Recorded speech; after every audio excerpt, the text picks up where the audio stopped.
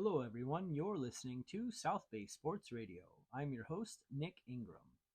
Today, I'm talking with Todd Butler, the head football coach at West Torrance High School in Torrance, California. The Warriors head into Friday's CIF Southern Section Division 7 semifinal game, just one season removed from a one-win campaign, with a chance at the program's first CIF title appearance since 2012. We'll dive into his coaching philosophy, his predecessor, the talent pool he's seen come through West High, and what the message has been leading up to Friday's game.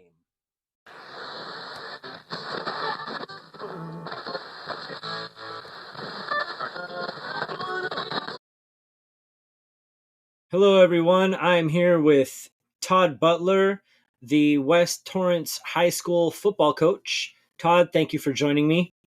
No problem. Happy to be here. You have been at West altogether for 8 years and the head coach at West since 2021, having recently spearheaded the program to its first league title in 10 years and the first playoff win since 2016. What do you attribute this team's success to? I think it's the collision of three things. It's a really good football team, right? Good players, right? We're pretty good up front on both sides of the ball, which usually is a dictator of success. This is also, a year four of me kind of taking things over, and I think our guys are really bought into our philosophy and our way of doing things.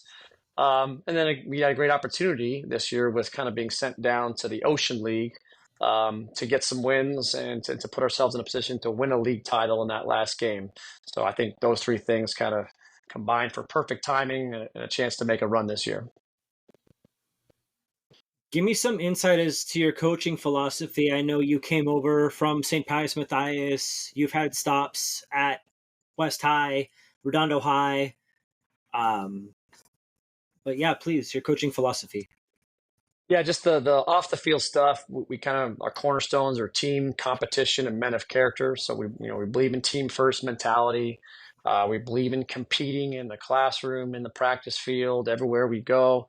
And then we want men of upstanding character, and we believe if we build those things, we have the best chance to win on the field. For the on the field philosophy, we want to be the team that no one likes to play. We're tough, smart, and disciplined. We're prepared situationally. And if you're going to beat us, you got to take away some things to be able to take advantage of that. So I think those are our kind of cornerstone philosophies of what we've been trying to build. No, we touched on this earlier, but prior to the season, the CIF restructured the leagues in the area, and we now have a 3-tier where the Bay League, Pioneer League, and then the Ocean League. When you first found out about your placement, what was your initial thought? As a competitor, I was disappointed. We'd had one rough season, but otherwise had been fairly competitive and successful in the Pioneer League. So it kind of felt like just that one season's, numbers were being used to calculate our rankings. So, especially because I felt like I had a good team coming up that had a chance to compete in the Pioneer League.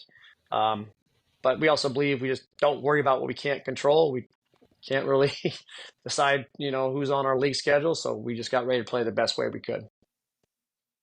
Now, numbers in football have fluctuated drastically over the last 5, 10, 20 years.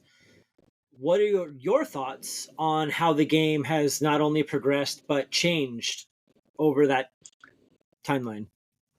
Yeah, I think there's less players overall, so it's tough to keep a 3-level program. And then there's a lot more very first time football players coming in as freshmen. So we've had to become better teachers, I think, better at fundamentals and better at teaching guys from the ground up.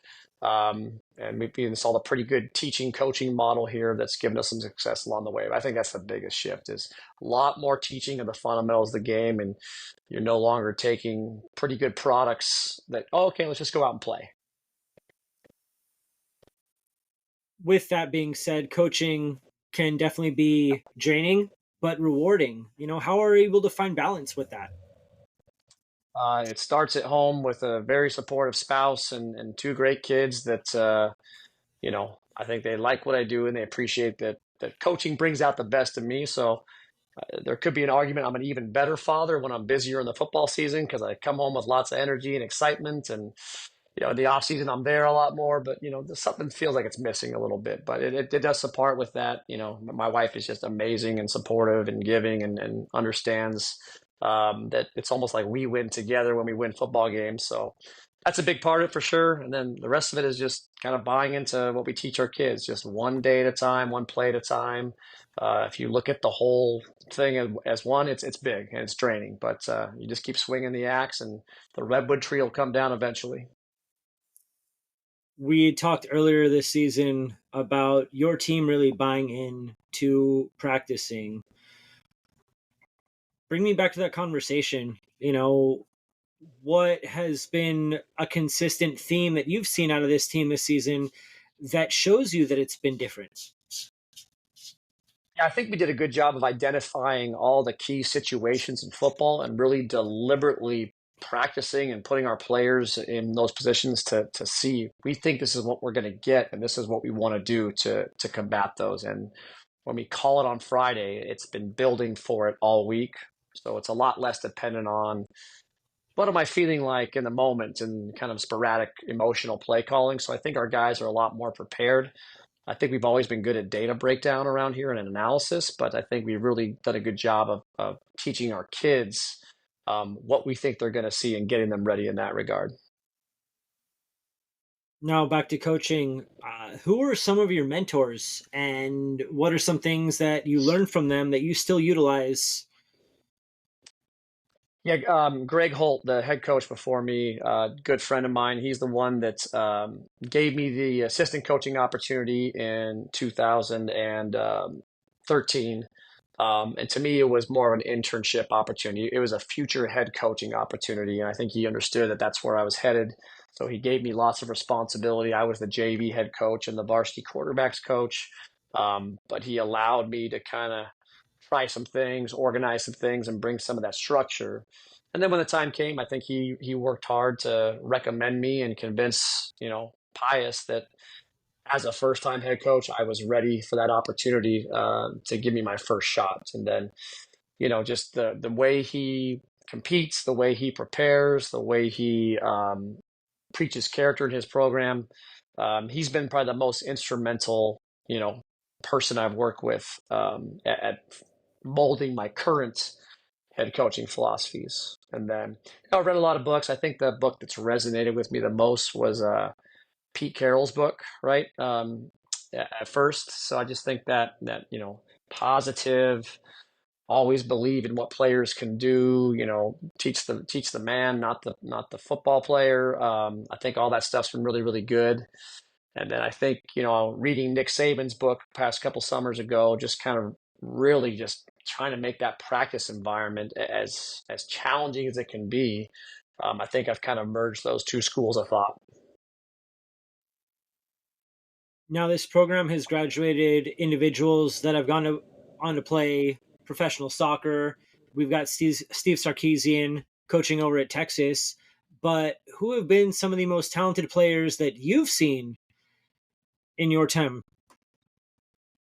Yeah, I got to work with as an assistant, Ray Lima, um, Matt Boson, JJ, those three big linemen we had during our title run in 2013. Benefit of great quarterbacks, Joey Notch, Zach Heger, Jackson Sharman, and Eli Brandt now. So I had the blessing of really some good quarterbacks over the years for sure. Craig Nouse played in college. Brett Ogie, rest his soul. I got to coach a little bit. So yeah, a lot of good football players have come through West High in those 10 years. Our, uh, this coming Friday, the team travels to face Rio Hondo Prep. What's a consistent message you've given the team that holds true this week? I think next play, right? And be prepared situationally for what we're going to see. I think become physical off the ball, really impose our will. I think those are all things we expect to show up when we play this team. But it'll be a really good matchup. They do some really great, challenging things schematically that we're going to have to kind of ride the wave. But in a playoff game, it's just you never know how it's going to go until we get in there. So I just think operating one play at a time is the most consistent message that I hope gets brought out on Friday. Beautiful. Now for a couple of fun questions. Football movies are some of my favorite. What are some of yours? Probably default to Remember the Titans is one of the ones that kind of gets me going. Corny ones I kind of like the Replacements, but yeah, probably Remember the Titans. Gridiron Gang is probably the one that's closest to making me feel like a high school coach that this is kind of why we do it, and thankless job, and it's not always perfect wins like the movies portray. But yeah, those are some of my favorites. Now, here's my South Bay question for you. Say I was from out of town and asked you what you'd recommend for a meal. Where would you send me? I think you have to go down to Old Tony's on the pier, Redondo Pier, probably, right? Just the '70s vibe in there, and you're on the water, you're on the dock right there. But I would go during the summer when they have the glass doors open. You can kind of smell the ocean and feel the breeze. So I would send you to Old Tony's. Beautiful. Todd, thank you very much again for your time. No problem, Best Nick. of luck to you guys this week, and we will Thank talk you. soon. Sounds great. Todd moved to the Los Angeles area from Washington State in 1999, studying at LMU before earning his master's degree at Dominguez Hills. He began his coaching career at Redondo Union before joining the West Torrance staff in 2013. He led the St. Pius Matthias program to a 12-win season and a CIF Southern Section Division 14 final appearance, losing to South Torrance. Before Friday's game, Butler has amassed 45 wins over 8 seasons. Thanks for listening. Be sure to like, subscribe, and follow along. You'll never know who we'll talk to next.